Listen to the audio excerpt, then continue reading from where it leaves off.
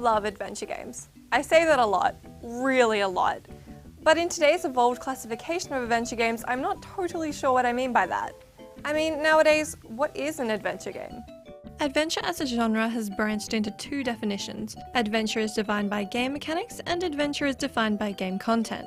There's also the argument of what an adventure game really is in this day and age. Once upon a time, adventure games were exclusively point-and-click linear journeys with interesting protagonists and engaging interactive stories. Most hardcore adventure gamers will swear that any game that doesn't subscribe to these classifications is not an adventure game. The recent release Journey finds itself both expunged from receiving the title and at the same time entirely deserving of it, depending on which of these definitions you employ. Having played these games for decades, I'm inclined to agree. The recent surge in action-adventure games just doesn't seem to do justice to the legacy that's existed since games like ZORK and King's Quest. Recently, and conveniently for this video, two adventure game designer heavyweights sat down to chat about what makes an adventure game. Tim Schafer and Ron Gilbert are responsible for some of the biggest titles in adventure game history. In their conversation, they all but denounced the quality of recent video games and claimed true adventure games have disappeared. They mentioned that LA Noire shouldn't be considered an adventure game, but unfortunately didn't discuss Heavy Rain. Even though it doesn't possess classic adventure game mechanics, it could be considered a true adventure game, considering its continual classification as an interactive story.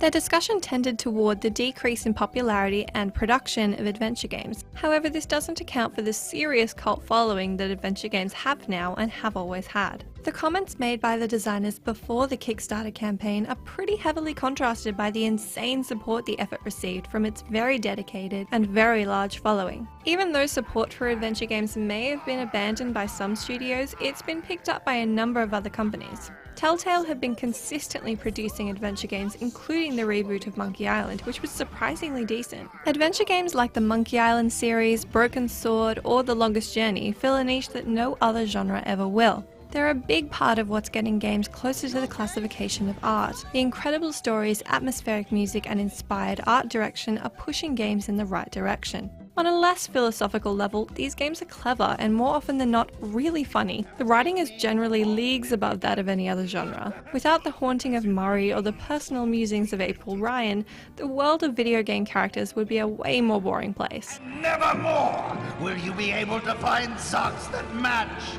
The problem with action-adventure games lies within their gameplay mechanics, which are completely removed from classical adventure gameplay mechanics. Now for the hypocrisy. In this sense, Journey is not an adventure game, but in the sense that it tells a thoughtful narrative, albeit unconventionally, it very well may be. Journey is a delicately constructed game that is extremely experimental. It takes place in a sandbox. Literally a sandbox. It's a desert.